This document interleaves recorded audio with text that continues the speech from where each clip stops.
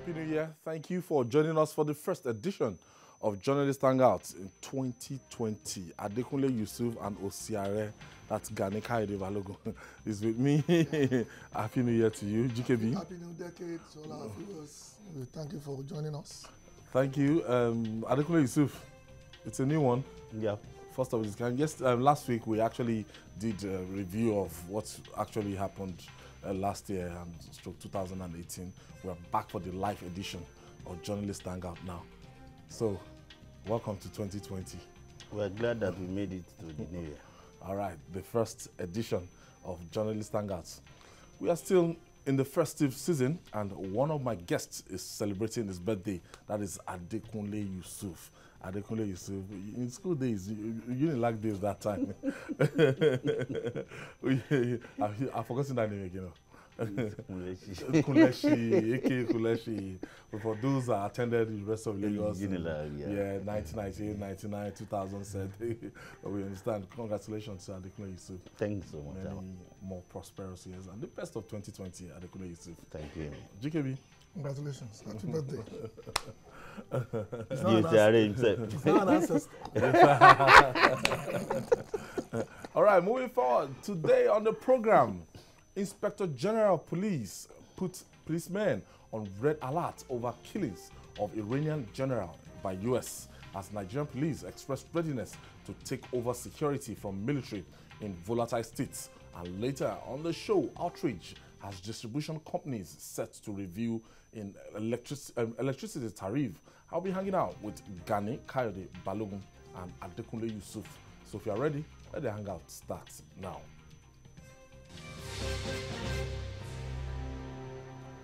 Thank you for joining us on the first edition of Journalist Hangout for the year 2020.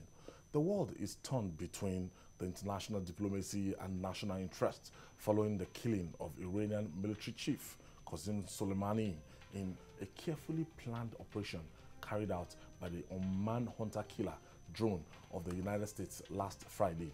The tension generated by the assassination of the 62-year-old leader of the feared Quds Force, a unit of the Iran's Revolutionary Guard, is reverberating across the globe. Nigeria's Inspector General of Police, Mohammed Adamu, has placed police commands and formations nationwide on red alert over a report of possible massive public disturbances to protest the killing. The police have also signified readiness to fill the vacuum that would be created by the withdrawal of the military from internal security operations in volatile states. Let's first of all look at the international perspective. Soleimani was killed, and the burial yesterday, I've never seen such solidarity. Now, we have the big irony of it was that Iran, the majority of the people were turned against the government of Iran, and they were always coming out to protest against that government. But in unity now, rising against what the United States of America actually, the killing of their, let's say, the number 2 man, head of security unit in that country right now, has unified the Iranian, and now there's, we don't know how they're going to retaliate to this. Well, when you look at it critically, Soleimani was a very, very influential, figure in Iran. He commanded influence, commanded, power, and he was highly regarded. He commanded virtually all their military operations Throughout the Middle East. Throughout. So he was like number 2 man, if you want to, see him that way. Fine. Countries where people reason like normal people, when the nation is in grief, there's tragedy, they unite. Yes. You understand me? Yes. They forget all tribal, religious, when people reason like political. Yes. I like because that caveat. there are a lot of things that happen in my country that sometimes I feel sad that we can't rise together. Yeah, we are so divided. That you may not like the face of the president, you may not like the face of the governor, you may not like the face of wherever, but at certain moments, the Iranian, they're standing as one, right? You have to. It's just the normal thing. So the Iranians are doing the right thing because you know, just getting him down like that means a lot. It's like throwing a big arrow into the soul of that country. The American president, when it comes to certain, you know, the interest of America, the Congress plays a lot of roles. So everybody protects the interest of America, whether that interest or another country's interest may not matter. Secondary. GKB, when you look at the nature of Donald Trump, and a lot of people will tell you that he's a very spontaneous person, and I was told that he was given options, and this was the list of the options, and they went for this. Well, the moment they were attacking the U.S. embassy in Iraq, I knew America would react. I never thought it would get to this level. I just thought they were going to do something that they would call proportional response. Proportional response. That's what they call it when something happens to their national or to their assets. They will take action that they think is in proportion to what happened. But this one is far away and beyond that. I think this is just the first strike in a long-drawn war in the ability for U.S. and its allies to cage what they consider the Iranian threat. Don't forget, almost everybody is aware that Iran is only a few kilotrons away from getting the nuclear bomb. And they are trying to make sure that, because Iran is like the Germany of Europe, they virtually have their hand in every pie as far as the Middle East is concerned. In fact, the reason why the Israelis and the Saudis are cohabiting is because of the fear of Iran. So this man, Sulaiman, who is the Yoruba people are now calling Kazim Sule, was a very strong ally of the U.S. at a point in time when they were dealing with ISIS. ISIS is no longer the threat they were. So he's now become a threat to the U.S.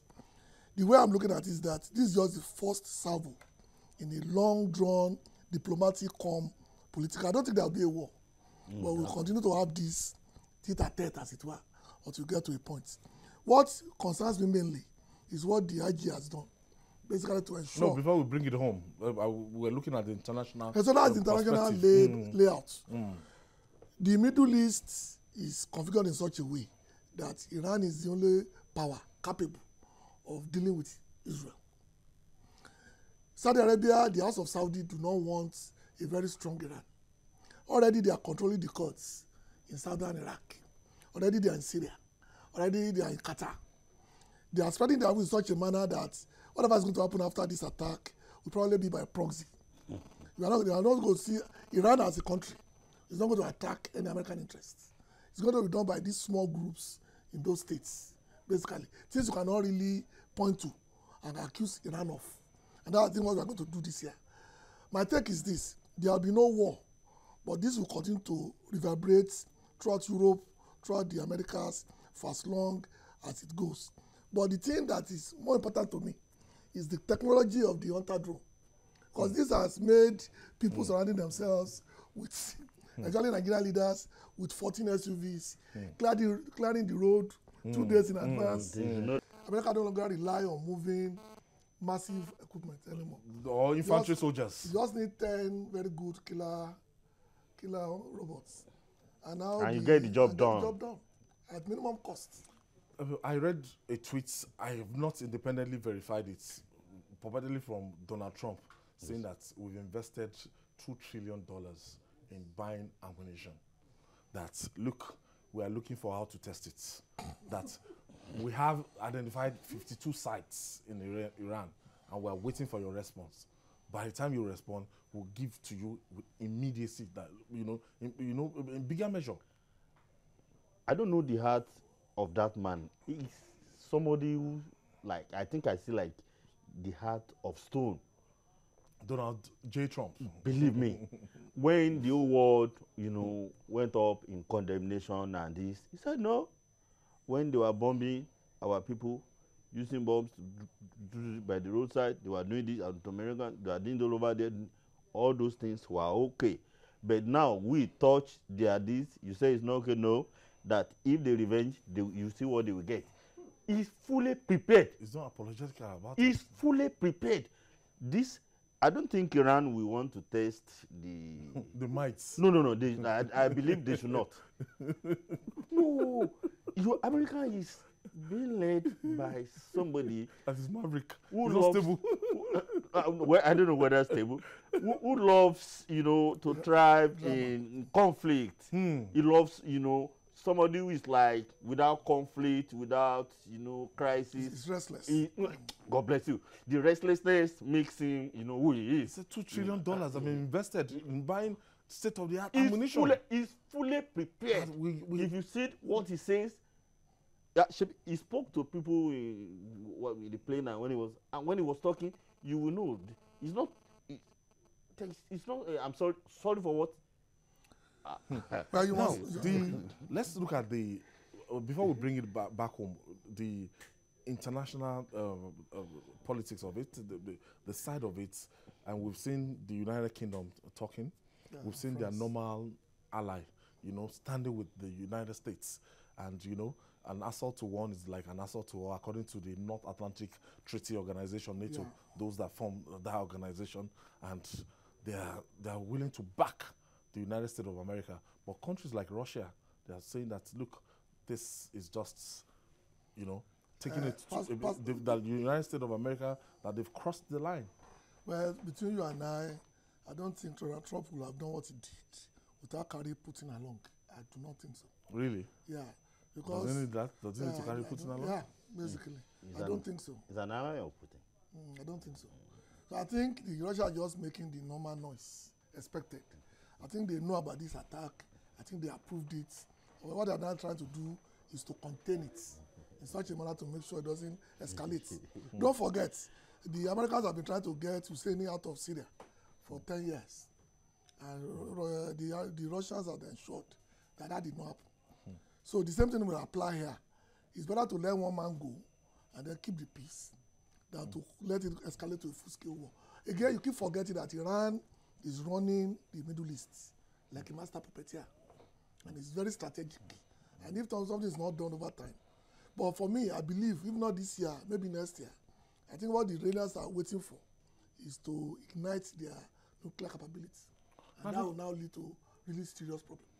Now, Adekunle Yusuf, the Nigerian angle is what baffles me, because I have seen protests, I've seen people carrying placards, I've seen people, I just don't get.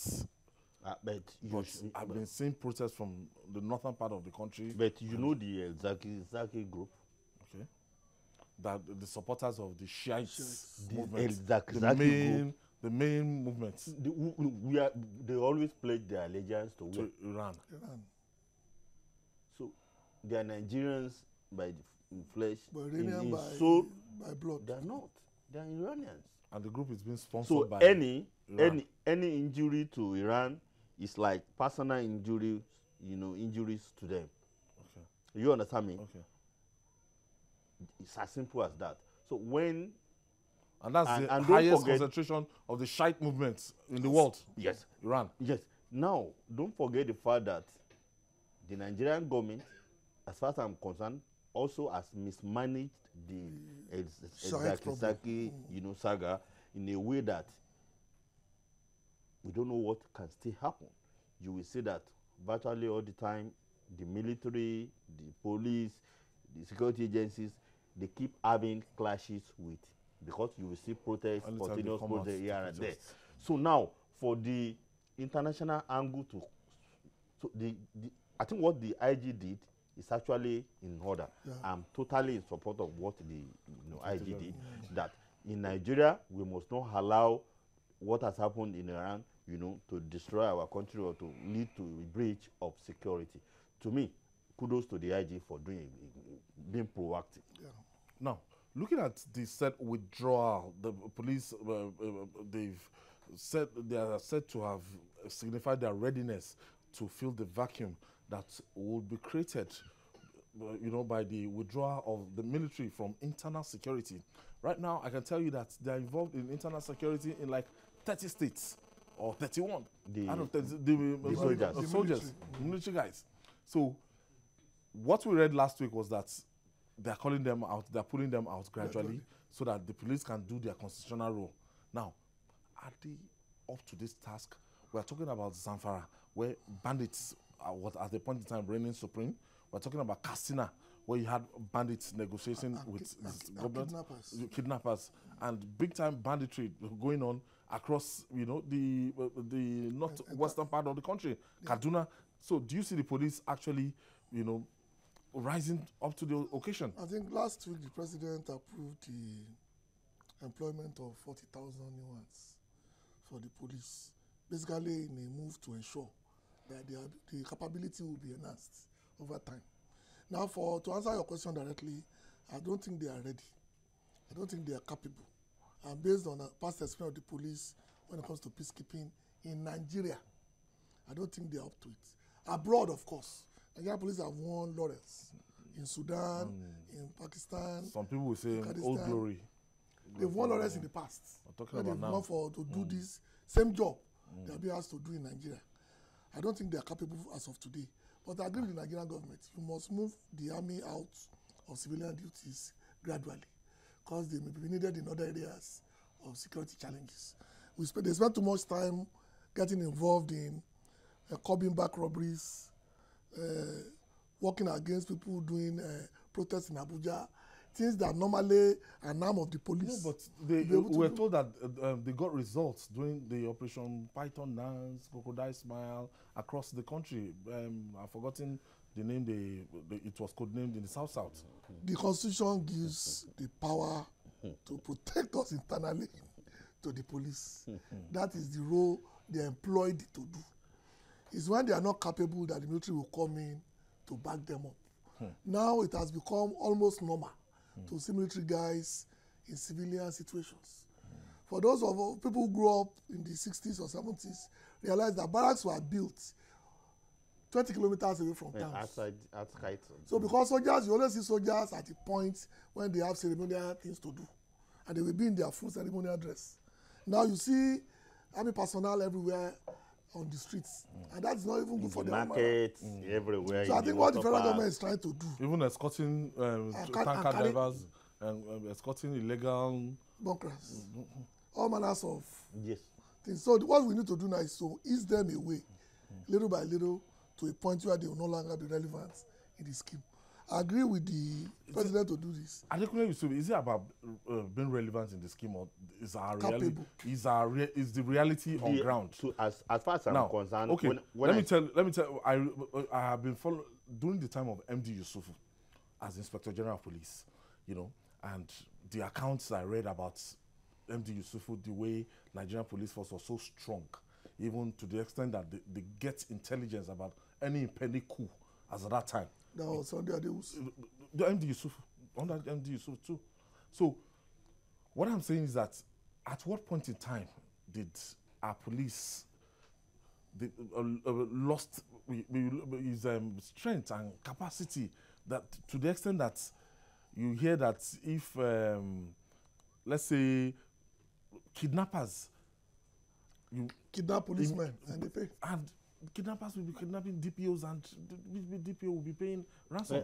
Let me tell you this. When I got the news last week that they will be withdrawing this, I was just laughing that what happened? Because nothing has changed. The insecurity problems are still with us. The little we are able to achieve is because of our soldiers. You may blame them for some excesses, whatever. But the truth is that, look at it today. If not for our governors, if not for the governors, we don't have. I would have declared that we don't have. There is nothing like Nigeria. They are not funded because the funding. When you see, if not for the Lagos State government, you know what will have been happening. You know what Ambode did. To RRS. You understand? Yes. You know what this government under Sanwo-Olu has been doing. If you go from state to state, RRS. when you have a governor that is fully ready to kit and fund the police, that is where you see them do. Even the Southwest governors now. You understand me? On the 9th, they are going to launch the Amotekun. And it is so sad that the federal government that does not fund the police will now be in charge of the one deploying this, I'm the one doing this. Okay, I think I have Olisa from Oyo State. Thank you for joining us. Happy New Year to you, Olisa. God bless you. Amen. Thank you, everybody. Good evening. Good evening, Olisa. Yes. I want to thank you for your discussion. Yes, I want to thank you for your discussion. Yes, the issue there, let's just start briefly from the Iranian bit. Okay. The man that was killed has had this type of impunity all since he was 23 that he joined the Iranian army. Yes, and rose up to the rank where he is the second person to Ayatollah. The issue there is that he's done a lot of damage, even in the killing of Americans. And please remember that just on the 27th of December, the American contractor was killed. You also have to discover that on the Hormuz, the Strait of Hormuz, the attacks Iran has been mounting there and causing all the confusion have all been put down there, and America has been following. They've done a lot of damage. So this is one bit that America decided to check there. Remember, they shot down Iranian. Thank you, Lisa. Thank you for your contribution. As we were saying before. Yeah. Well, so when you look at it, if not for the governors in Nigeria, what you have today, what you are criticizing today, if it's left for the strength of the police station, let's say K2 police station, you can imagine what, you know, but they will have been, they are running costs. So what you see today, thanks to the governors who realize that without them, vehicles, hoodlums will overrun their states. I agree with bandits will overrun. Everything will be, everything will be left. So now, you want to say, okay, soldiers go back to the barrack, whether you do it gradually or you do it at once. Believe me, have you equipped the police to a level whereby you can beat your chest that I have made? I'm talking about this administration. Are they well funded? That have made the Nigerian police better than I made it. I don't think anybody can convince me on that. So anywhere from Lagos to the north to everywhere, kudos goes, to the governors who are trying to make sure that, of course, they call them chief security officers of their state. They are not in charge. They are not in charge, but they will do everything to possible. Secure their own territories. It's one of the aberrations of our constitution. Okay, let me quickly take this breather. When we come back, we'll discuss more. It's still Journalist Hangout. Please don't go away. Stay with us.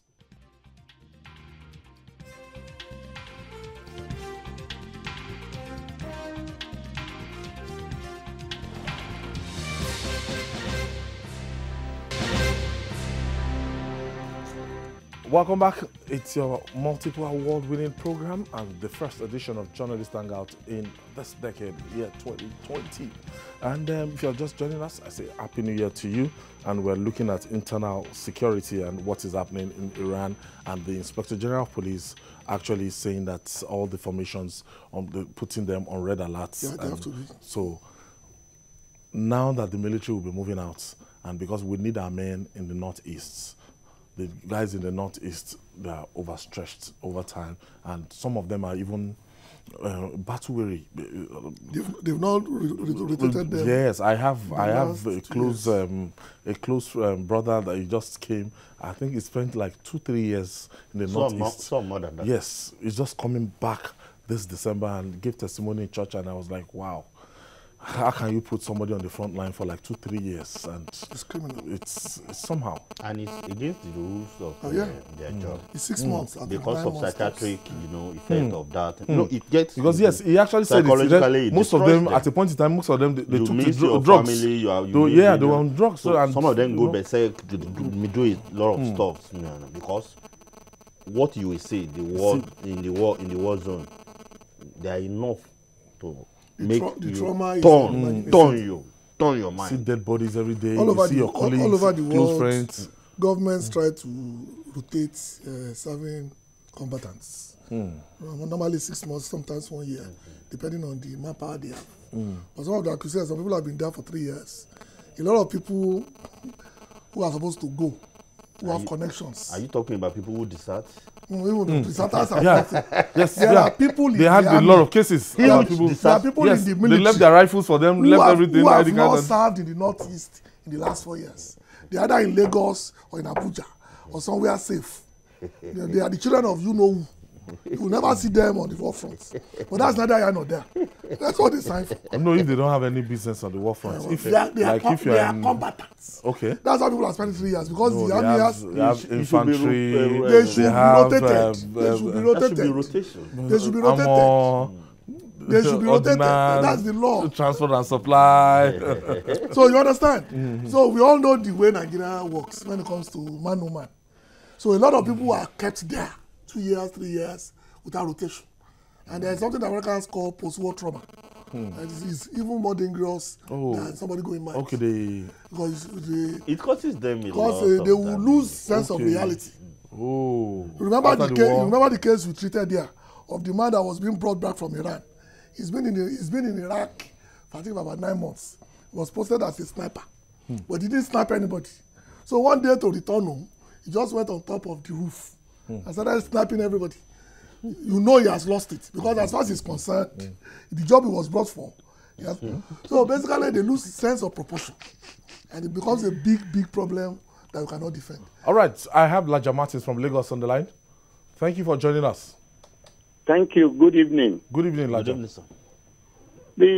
I knew when I was very young, we didn't have road safety. We didn't have all this paramilitary and so on. What we had then was a complete police force. Police force has degenerated into something else. We had only one police force in the past. EFCC, there was no ICPC.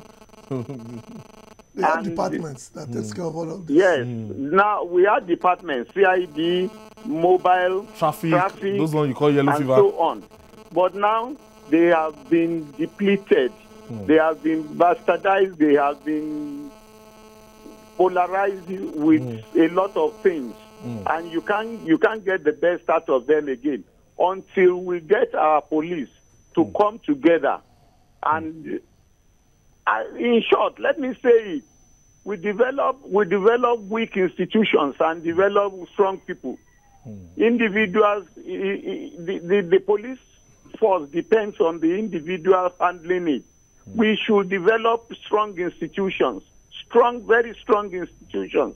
That's what we need. Not only in the police alone, in every facet of our government establishment, we need strong institutions. And that is what is affecting us everywhere. Thank you, Laja. Thank you for your contribution. Gentlemen, final contribution on this. And we hope Donald Trump will not instigate the Third World War. There's nothing like that. Far from no war. Okay. There's absolutely nothing like that. There will be skirmishes, but there will be no war. Some people will just rant and rant. Forget it. Third World War. Where? With the note of finality. No, we passed that stage. Come on. Third World War. Over Iran. You know the capacity of other people. In international circles, what's the weight of Iran? Forget it. Let's move on. To answer your original question, the Nigerian police started degenerating on December 31, 1983, when the military took over. And everything bought for them by Shagari, basically to serve as a counterforce, were destroyed by the military. So from that, they never recovered. That's the answer to your original question. All right, moving on now. In Nigeria's long march to stable power supply, more harm than good appears to be in the offing. Now, the power supply situation is now on red lights as the outrage is trailing the proposed review of electricity tariff approved by the Nigerian Electricity Regulatory Commission, NEC. According to the regulator's chairman, Professor James Momo, the review of the tariff is to enable distribution companies or discos generate enough revenue to pay cost of power production. But the citizens are of the view that a holistic reform rather than simplistic solution of tariff review might be needed. Solution to the intractable power crisis in the country. And gentlemen, I don't know, in the whole of December, we've come past that era that we say, okay, once it's dry season, there won't be light. Once there's rainy season, since we're not dependent on hydro 100% again and everything. So for me, in my own area, where the part of Lagos I live, since November, December, we've been experiencing like 21 or 22 hours power supply. Wonderful. And I've had to speak with people randomly. There was a time I raised this when Jide was seated here, and Jide actually corroborated in that he hardly puts on his power generating sets. I'm not generalizing. I'm not saying that is the situation across the country, but I've seen a kind of quantum leap. I've seen a kind of improvements in the efforts to bring stable power supply. But one issue that is a big deal is the tariff. Some people will tell us that Nigeria, our tariff is about the lowest in the West Africa, in our region.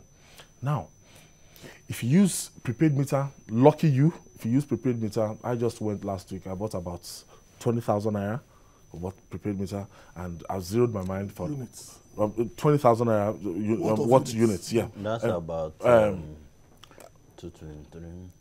Okay, do the mathematics. Now, that's about over 800 okay. units. So what I'm saying now is that for the first quarter of this year, You are safe.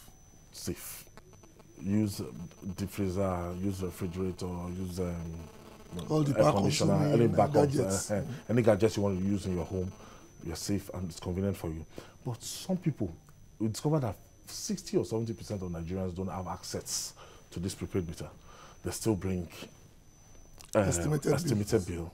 And that estimated bill, whether they have light or not, they will still end up Paying millions. Adekunle, what's your experience? Where do you live? Let's start with that. I live not too far from here, and The Magodo people. no, not Magodo.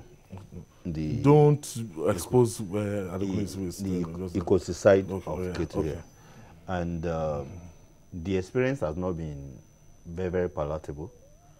For example, let me tell you, personal experience. Power supply, abi?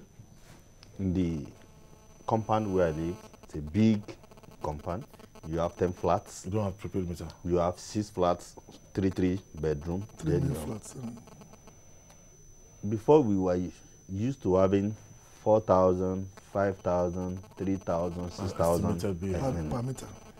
All of a sudden, especially since late 2018, they just, the power people just One gaga. literally went mad and decided giving 18. Before you know it, it jumped to 27. Before it jumped Is it to per flat? per flat. And before you know it, it jumped to 40 something. Wow. Do you know the height of stupidity of this, disco organization? There is no difference between 2 bedroom and 3 bedroom, whether you traveled throughout the year or you are, and whereas there is no one person that runs a pure water, factory In your house. and we don't have. I don't know of any month where people will say the good part of that month we use up to 20 hours per day. It's very, very rare. You understand? So power supply, the average is so not stable. yes, people are not happy with them. Now, in my place now, I think about 2 months ago we had to buy prepaid meter. Okay, you got it. No, it took a lot of money, but we said because You're lucky. in my place we decided that It's we'll not, be it's not even available. You're lucky. we decided that we'll be paying 10,000 naira from what they were giving us. That is the highest we can go. But they were piling up the debt. You understand me? The debt that not ordinarily shouldn't be a debt. And despite all the engagements, correspondences, whatever we did, it didn't work. So now for government jacking up, what I expected the government to do, I don't know. Government is just to me, abdicating its own responsibility. Totally. The first thing, you know, when Fashola was in charge, the first thing that should be done, go to the roadmap of electricity, you know, in Nigeria.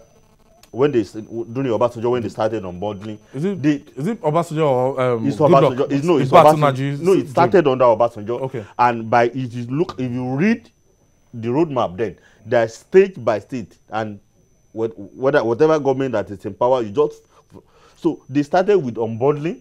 Then later, when in 2013 Jonathan privatized, Jonathan actually jumped the gun.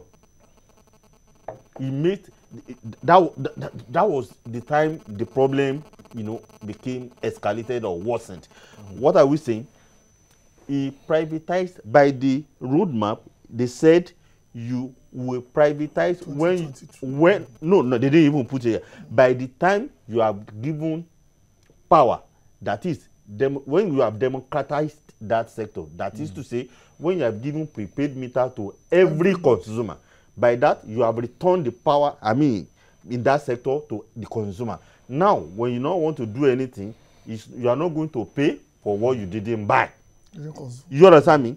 Jonathan now jumped the gun, you know, gave, you know, the order that, oh, go and privatize.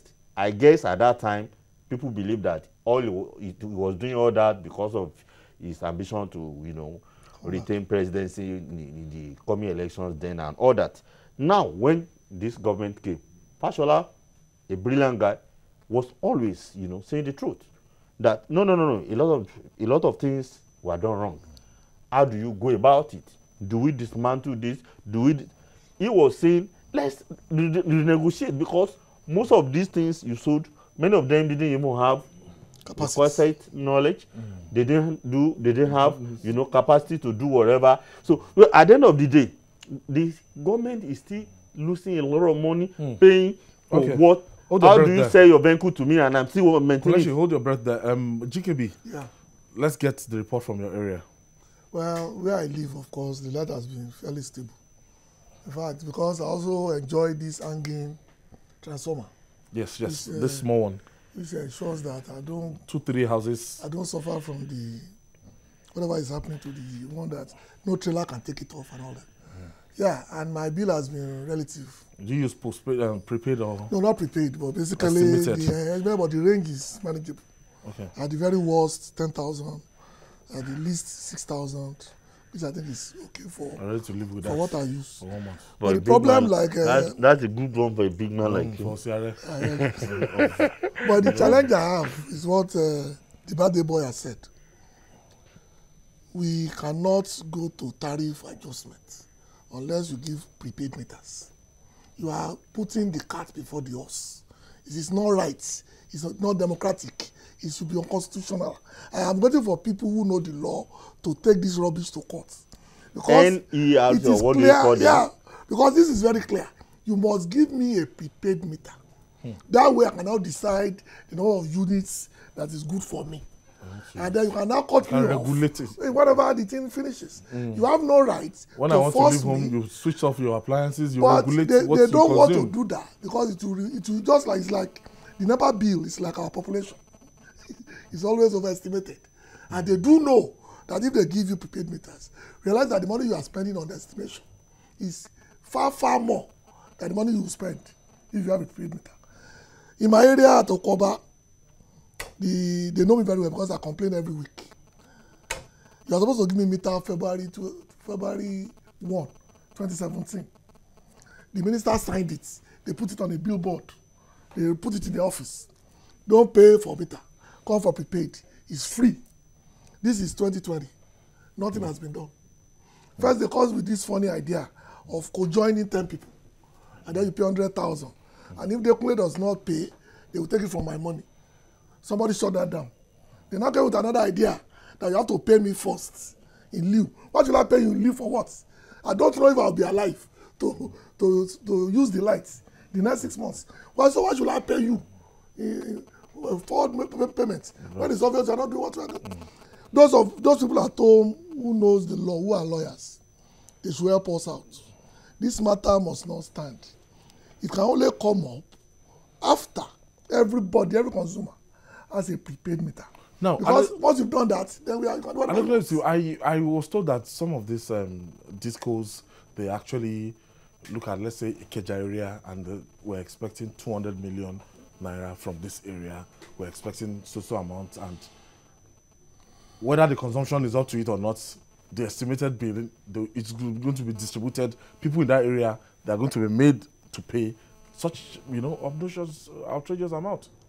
That was why I used my area. Do you know, at a point in my area, I had to lead all the boys in my street to NEPA. We collected. There's nothing like NEPA again. Oh, sorry. I'm sorry. Where you got the point. You got the point. They had to collect the bills. I'm so used to that. We had to collect the bills of everybody. People were angry. We had to go to the nearest, disco office to complain. We had to, this is crazy. This is a tool to exploit the masses. Okay, now Adisa is calling us from Lagos. Okay. Yeah, good evening. Good evening. Sir.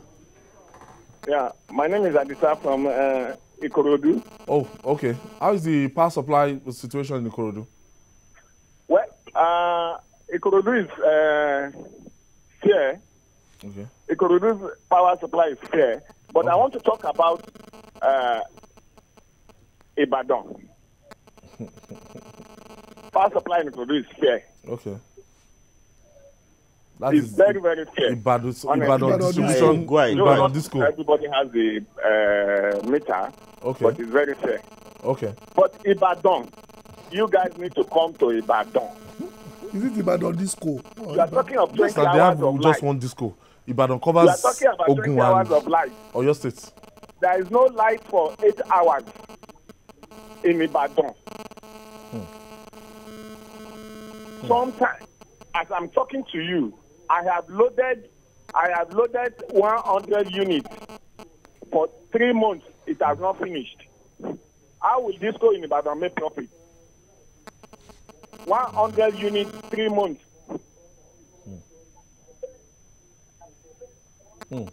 Please, you need to talk to Ibadan Disco. Thank you. Okay. Lagos is lucky. Lagos has Ikeja disco and Eko disco. But you go to places like Edo, you just find Benin disco and Delta. Ondo Ekiti. It's because of population. Population. It's because of population.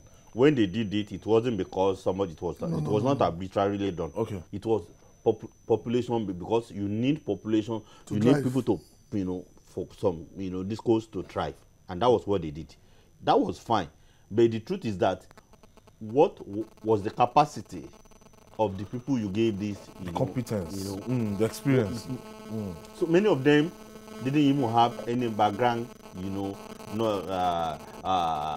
experience. And they bought in because of the assets.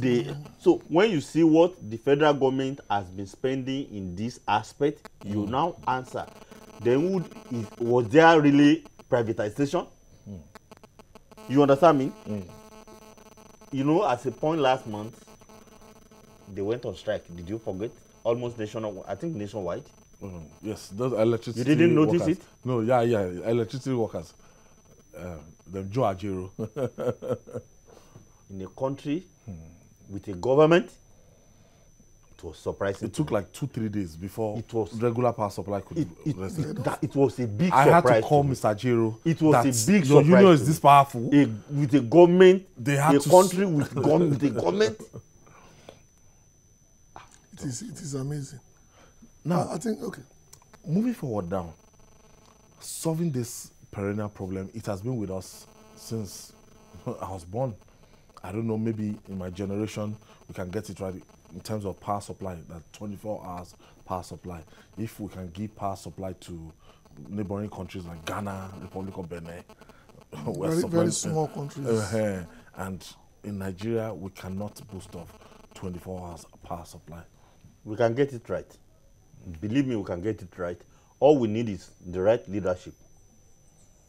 Number one, some of the mistakes made in the last privatization, correct them Quickly. I don't know why somebody is lacking the political will to do it. correct the mistakes. There's a legal binding. They have documents. They have time span. They have, document that they can easily sue the government to court if anything is many of the things many of the things government has reversed. How many of them are? Please, let's be honest. When they don't want to do anything, they know what they will be telling you. I'm honest with you. Believe me, I know that when they want to do legal work, according to even Fashola himself, there have been several complained about it that the legal work that is binding these discos and Gencos, the contracts that look, it's not something that the federal government can tamper with, except to just wait for their duration to just. Do you know that the amount of electricity that we generate, we lack the resources, the infrastructure to distribute them? What manner of country is that? And you keep saying that since Jonathan era. So why haven't you done something about that?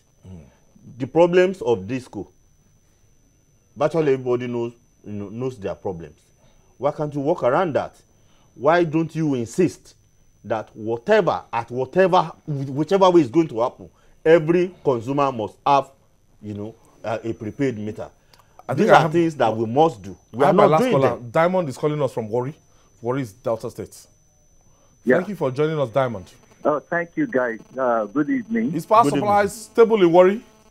Not really, but some parts. We are enjoying some parts are enjoying the light 24 hours, white sun. Like my site now, we have 24 hours steady light.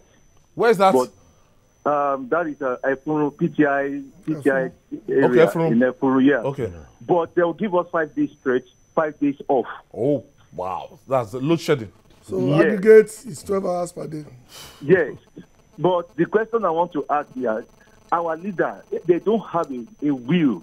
Because Nigeria, all the money they have been spending in this nation, what is going on? Can't the government do something about this thing? Because Nigeria, at least by the grace of God, has visited so many countries, even in this West Africa, that have 24 hours life. Why we, Nigeria?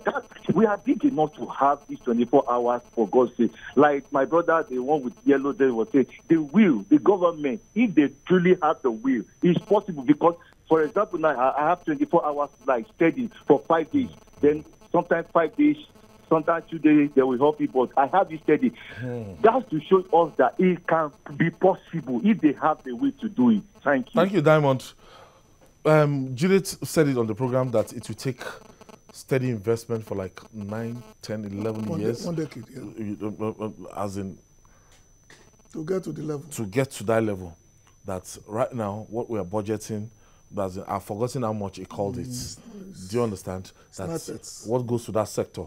That for us to solve that problem, steady investment, what trillions of naira into that sector for like 9, 10 years. This is what I told people. In certain countries that I will not mention, and they are third world something, every third street, there is a PPP arrangement with a generator, a backup, and all that. They started that because they realized the fact that running it centrally will take them time. That's one of the problems. So what they did... Having a national grid. So they moved away from that. And they started creating what they call snippets. State governments can, things that they can do, generate their power supply. So in some areas, you go... Local government can... Every 4 or 5 streets, you come across a power station, very small. Maybe just this big. Then there'll be a backup generator, and then they will supply that area. Then they move on. We keep... The university I attended in the US... I know what was going on in the US. Generate its own electricity. Deliberately. Tell us what. Generate its own electricity. The Walmart in my neighborhood. The house I was living, it was... I mean, where they were generating it was at the back of my house. So whenever I didn't have anything to do, in fact, they even passed a rail track just by my window, so that when whatever they want to bring there, they will pass it through my window. And so anytime I would just go in there. I say, okay, you mean the electricity we use? They say even in the entire state capital. The university in Ota. But in Nigeria, everything is centralized. The university in Ota. Bells. No. The real one Covenant, what do you call it? Okay. They generate their own power. Okay. And I have friends who are lecturers there who will tell you that nobody forces them. Circumstances forces them rather to make sure that they don't waste power. Because it's 24 hours, but the bill will reflect it. That's what we need to do first. First, take it away from the center. Same thing applies to the police. Decentralize it. Take it away from the center. Still the same. Do it in clusters. Process. Once you do it in clusters, you know you solve the problem of Mr. A. Okay. OAU is going Gentlemen, to start it today. We have to go. I want to thank you, Adekunle Yusuf. Wishing you many more prosperous years and best of 2020. And after the whole thing, you take us to. I beg you. I beg you. I'm going to beg you for Igwe. I know this is Osiare, thank you so much. always a pleasure. Gani Happy New Decade. BK is enjoying his vacation. I saw him yesterday, and BK is saying that it's okay. He's going to join us soon, but he has to rest before. It's not easy to win 20 awards. And that's all on Journalist Hangouts. Join us tomorrow for another episode of the program. You can watch Journalist Hangouts on our platforms showing on the screen. We're on YouTube, youtube.com/TVC News Nigeria. Our feedback channel is Journalist Hangouts at tvcnews.tv. I'm Ayodele Ozubaku. God bless Nigeria. See you tomorrow.